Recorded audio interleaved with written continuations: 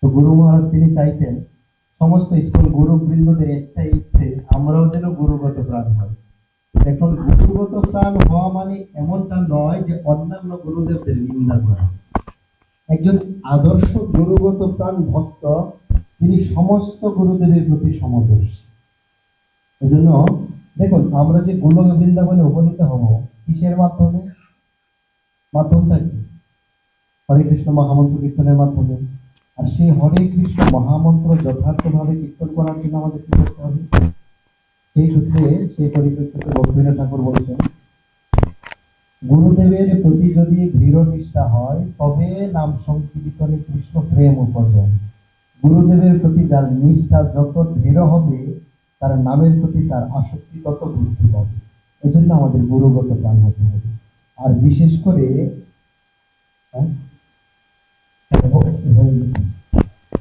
গুরু মহারাজ সবসময় তিনি জোর দিতেন আমরা যেন প্রভুপাদকে কেন্দ্র করে সবকিছু করি। মানে এই কথাটা না বললেই নয়।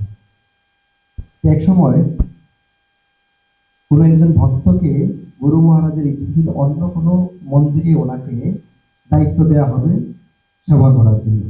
কিন্তু অন্যান্য ভক্তরা গুরু মহারাজকে এসে বারবার বলছেন, গুরু মহারাজ এই ভক্তকে আমাদের মন্দিরে রেখে দিল গুরু মহারাজ, কারণ এই মন্দিরে তার অনেক অবদান। আশেপাশে যত ভক্ত দেখতে পাচ্ছেন ওনাদের নিয়মিত মন্দিরে আসা যাওয়ার থেকে শুরু করে সমস্ত কিছু একদম শুরু থেকে শেষ অব্দি ওনার অবদান।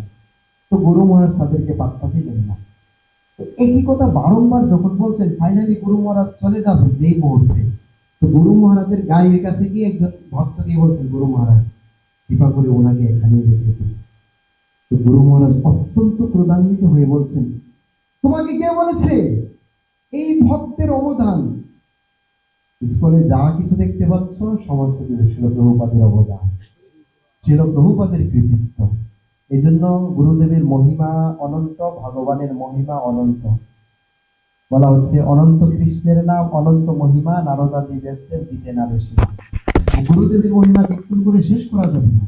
কেননা গুরুদেব বৈষ্ণবদের মধ্যে এবং ভগবানের মধ্যে একটা প্রতিযোগিতা করে। আপনারা জানেন বৈষ্ণবদের বা গুরুবর্গদের ইচ্ছে ভগবানের যশ বৃদ্ধি করা, হ্যাঁ কিনা? মাথা নাড়াচ্ছেন কেউ কেউ নাকি? হ্যাঁ, বৈষ্ণবদের ইচ্ছে হচ্ছে গুরু ভগবানের যশ বৃদ্ধি করা, আর ওইদিকে ভগবানের ইচ্ছে তার ভক্তের যশ বৃদ্ধি করা। এরকম একটা প্রতিযোগিতা। আপনারা জানেন যে ক্ষীরচোরা গোপীনাথের কাহিনী, মাধবেন্দ্র পরিবার ওনার জন্য ভগবান ক্ষীর চুরি করেছেন, আর সেই কথা ভেবে মাধবেন্দ্র পরিবার ব্রাহ্মণের আগে বছর হয়ে গেলেন। কেন? সকালবেলা সকলেই জানবেন যে আমার জন্য ভগবান ক্ষীর চুরি করেছে, আমার যশ বৃদ্ধি হবে। তো যশের ওই কথা চিন্তা করে তিনি চলে, কিন্তু উনি পুরীতে যাবার আগে সেই কথা পুরীবাসীরা জানে। একটু বিচার করে দেখতেন। এমন আরেকটি কাহিনী ছিল, প্রভুপাদ আপনার পালকিতে করে মায়াপুর ভ্রমণ করছিলেন। একদম শেষ মুহূর্তে ছিল প্রভুপাদ যখন দেহ ত্যাগ করবে তার কিছুদিন পূর্বে শিল প্রভুপাদ লক্ষ্য করলেন কিছু গুরুকুলের সেই ভক্তরা ওনারা কীর্তন করছেন। শিল প্রভুপাদ জিজ্ঞেস করলেন, আচ্ছা কীর্তন করছে? তো যারা পালকি বহন করছিলেন, ওনার পালকি বাহক, তারা বলছেন প্রভুপাদ ওনারা কীর্তন করছেন। তো পরবর্তীতে আবার পুনরায় যখন একই পথ দিয়ে আসবেন, আসার সময় প্রভুপাদ বলছেন কীর্তন করছেন, আচ্ছা আসলে এক্স্যাক্টলি কি কীর্তন করছেন?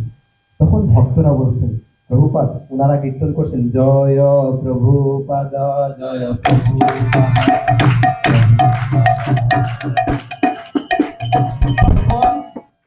প্রভুপাদ বললেন, দেখুন প্রভুপাদের শেষ মুহূর্তে উনি শয্যা প্রায়, উনি ক্রোধান্বিত হয়ে বলছেন তাদেরকে এক্ষুনি বলো চুপ করার জন্য, তাদেরকে বলো হরে কৃষ্ণ মহামন্ত্র কীর্তন করার জন্য। হরে কৃষ্ণ হরে কৃষ্ণ কৃষ্ণ কৃষ্ণ হরে হরে, হরে রাম হরে রাম রাম হরে হরে। প্রভুপাদ কি জয়, শ্রী গুরু মহারাজ কি জয়, অনন্ত অনন্ত কোটি গৌর ভক্ত বৃন্দ কি জয়। গুরু মহারাজের ৮০তম শুভ দেশপূজা মহোৎসব তিথি কি জয়। গৌর প্রেমানন্দ। আমি